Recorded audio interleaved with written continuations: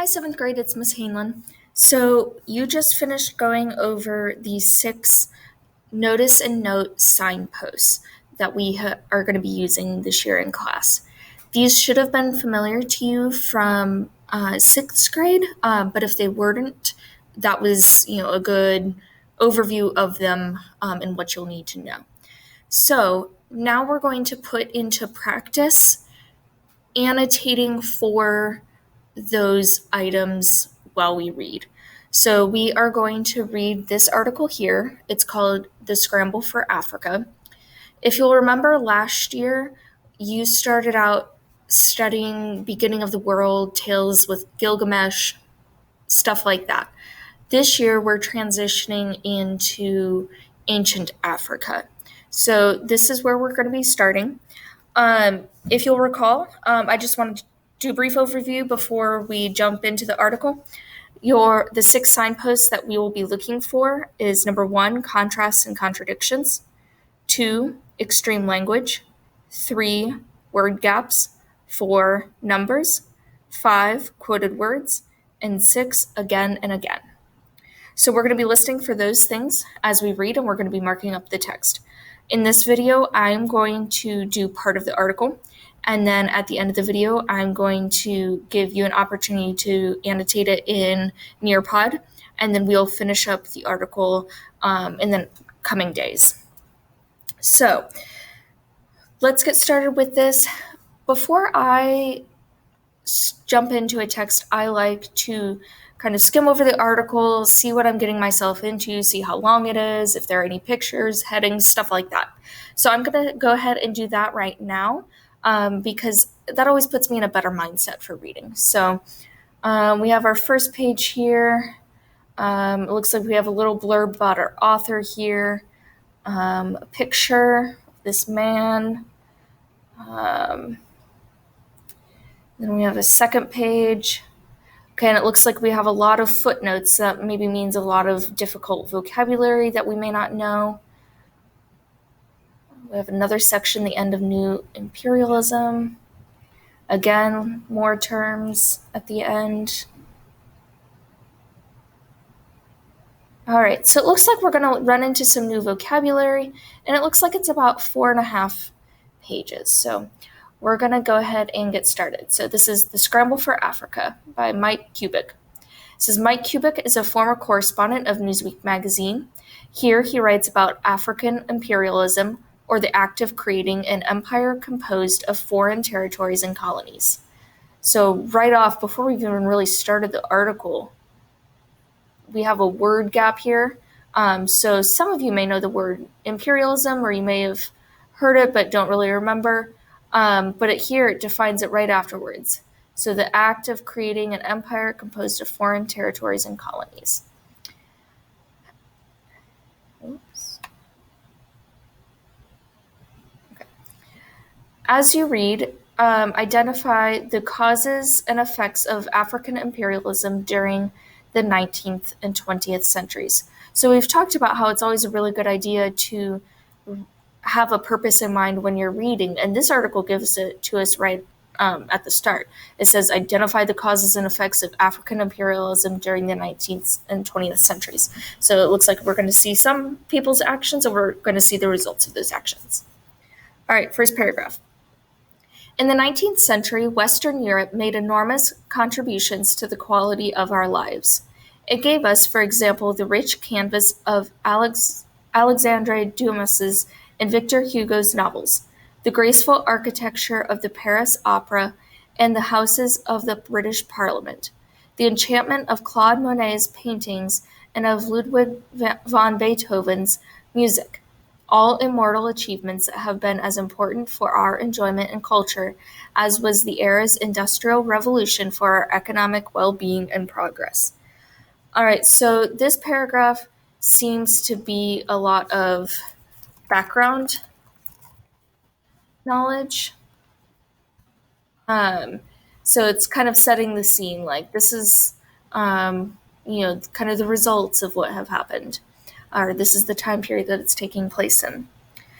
I'd also want to pay attention to the word immortal here, as kind of extreme language, because while we may think of extreme or absolute language as like, always or must, things that don't give any wiggle room, I feel like immortal is also an extreme word in this context, because the very definition of mortal is not being able to die. So the fact that they're saying all of these results and all of what's going on during this time period are considered immortal achievements, it's saying these are very important things, and they were then, and they still are now. Like, I'm sure most of you recognized at least one of these things, if not more. So unfortunately, that's not all that Britain, France, Germany, and other Europeans accomplished during the 1800s.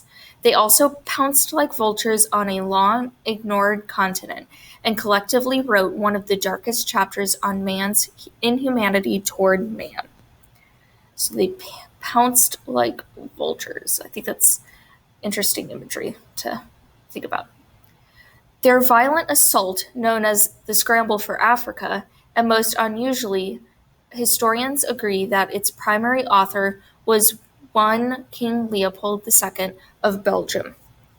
All right, so the fact that it's repeating the title of our article, The Scramble for Africa, you see it there as well as up here, is important. It's kind of a feature of the again and again. And then they're saying primary, as in first or most important in this case, which is King Leopold. So I think it's important that we pay attention to his name, because we're going to hear a lot about him. Although the ruler of a small nation, King Leopold had deep pockets and an obsessive desire to own an empire. For years, he tried to buy large tracts of land in Latin America and Asia without success. But in 1876, he read in the London Times that a British explorer had crossed the uncharted interior of Africa and found it, quote, a magnificent and healthy country of unspeakable richness, a land where gold, copper, iron, and silver are abundant. So if we pause here, we see that we have a section of quoted words here. And whenever someone uses a quote or they quote someone else, that means that they believe those person's words emphasize their point better than they could even put it into words.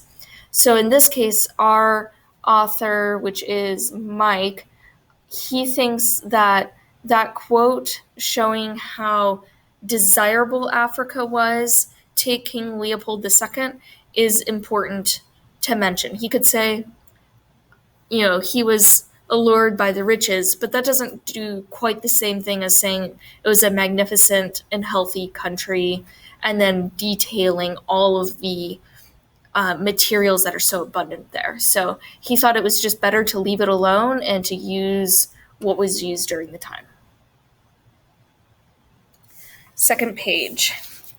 Losing no time, the same year, Leopold invited an odd group of 37 explorers, politicians, photographers, geographers, philanthropists, missionaries, and businessmen from Britain, France, Germany, Austria-Hungary, Italy, and Russia to Brussels' Royal Palace for a 3-day conference.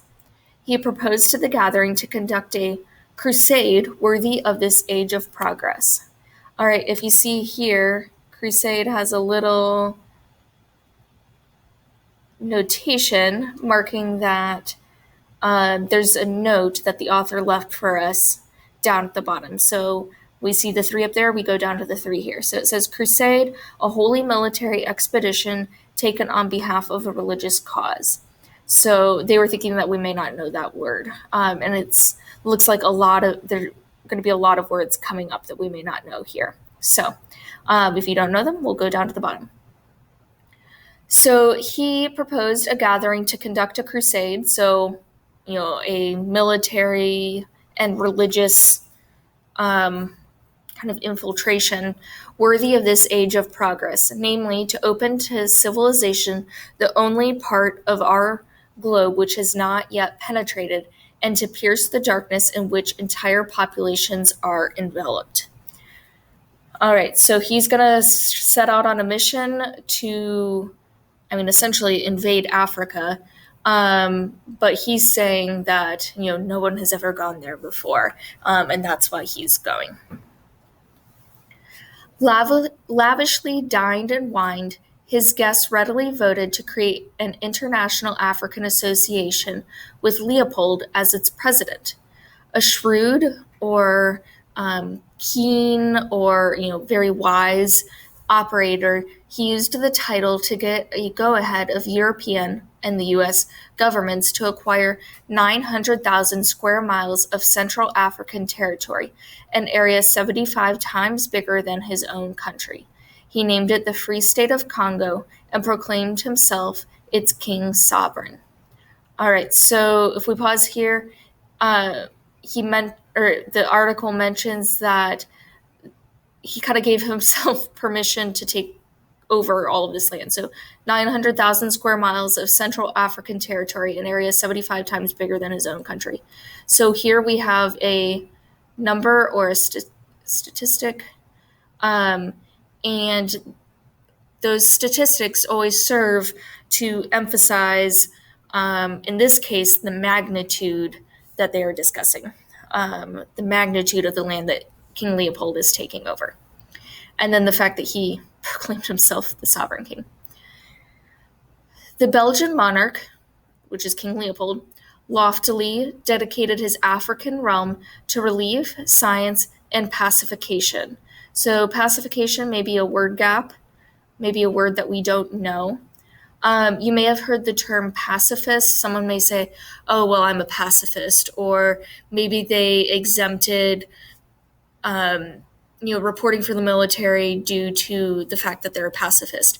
It means that they only believe in kind of the calm nature, and they don't believe in resorting to war or violence. So here, King Leopold is saying that he's dedicating this entire African region of land that he's taken over to relief, science, and pacification as a means of abolishing slavery and establishing harmony among the native chiefs. Specifically, Leopold promised to build across Africa a string of settlements to promote that natural ascendancy, which is like the natural order that people go in, that emanates from the superiority of civilized man by diffusing the light of civilization among the natives. All right, so this is kind of a difficult quote because I think it has a lot of words that may be unfamiliar, or maybe unfamiliar enough to make it kind of difficult to decipher. So here, he's just kind of saying that he is coming here to promote the superiority of civilized man. So by saying this, he's implying that because in his mind, no one has gone to Africa, he's ignoring the fact that, all of these Africans have been living there before he came. He is saying that they are not civilized and they need someone to show them their ways, and I am the person to do that. And that is the purpose of why I am coming here. So, yeah, take from that kind of, gross intentions.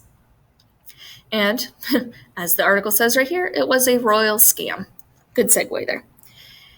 In his voluminous book, Africa, A Biography of the Continent, British historian John Reeder described the astonishing land grab as a strictly personal business venture. Leopold's personal fortune financed the state, he wrote. Leopold determined the nature of its administration, and Leopold was the principal, or the primary, recipient of such profits as accrued from the undertaking. It was also the beginning of a frantic race by other European potentates. So this would be a word gap here, but it looks like they have a little footnote for us. Number 14. So down here, the note says, a powerful ruler. So it was also the beginning of a frantic race by other European rulers. to get in on the bonanza by ripping off pieces of Africa. Joseph Conrad, in his classical novel, The Heart of Darkness, which I'm sure you'll read at some point, whether in high school or college, called it the vilest scramble for loot that ever disfigured the history of human conscience. And again, we have this word emphasized here, the scramble, which I think of the word chaos when I hear scramble, or someone rushing. Leading the pack was France, which began making territorial deals with African chiefs as soon as Leopold made his claim to the Congo and rapidly occupied vast portions of West Africa. So this whole time we have been reading about King Leopold and what he has been doing, and now we're transitioning into how that has affected. We've seen some of the effect. It's been implied on the African people, but here we're seeing it a little bit more spelled out. So here we have the cause, and down here it leads into the effect.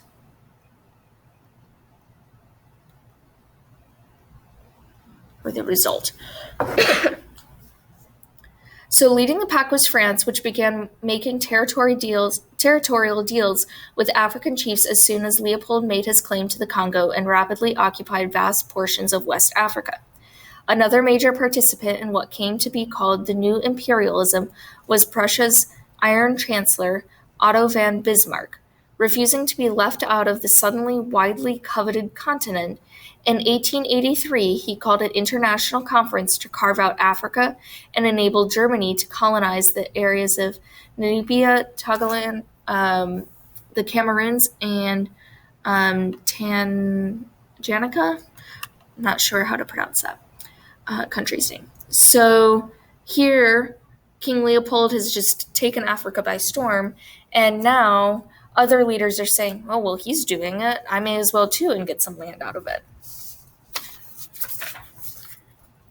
Okay, next page, top page 3. Great Britain, though a little late off the mark, colonized so eagerly that by 1940 it dominated, some extreme language here, the African continent from Egypt to South Africa and ruled over 30% of its population. So here we have a number and stat. When the scramble ended, another word emphasized, Europe's formal holdings included the entire African continent except for Ethiopia and Liberia, and the Old World powers controlled 1/5 of the land area of the globe. All right, we are going to, this is going to be the end of my annotations. Now I am going to have you annotate one section today.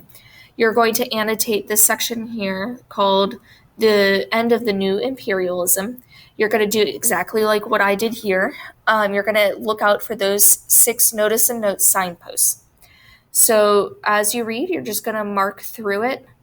So you're going to read this section here and just down to here.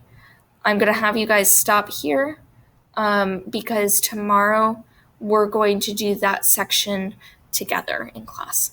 So in your Nearpod on the next slide, you will have a couple different slides that break down screenshots of this text, and you're going to use the draw on feature that I believe is on the left-hand side of your screen to mark the text just like I did.